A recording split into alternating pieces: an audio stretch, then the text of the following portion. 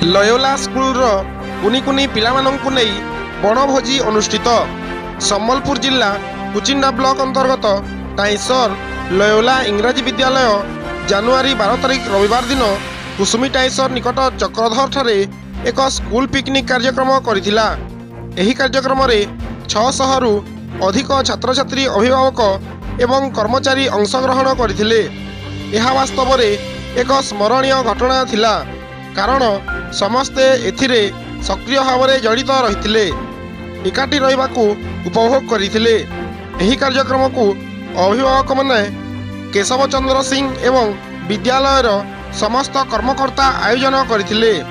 ପିକନିକ୍ରେ ଅତ୍ୟନ୍ତ ଆନନ୍ଦଦାୟକ ତଥା ନୃତ୍ୟ, ସଙ୍ଗୀତ, ଖେଳ ଏବଂ ତା ସହିତ ସୁସ୍ୱାଦୁ ଖାଦ୍ୟର ସମସ୍ତେ ମଜା ନେଇଥିଲେ।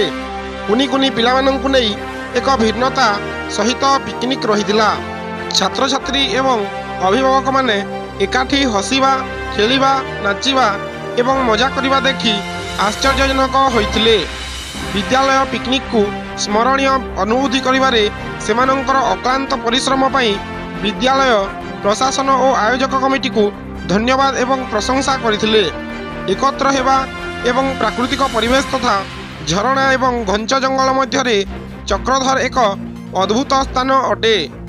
ସମ୍ବଲପୁର କୁଚିଣ୍ଡାରୁ ରିଙ୍କୁ କୁସୁମଙ୍କ ରିପୋର୍ଟ।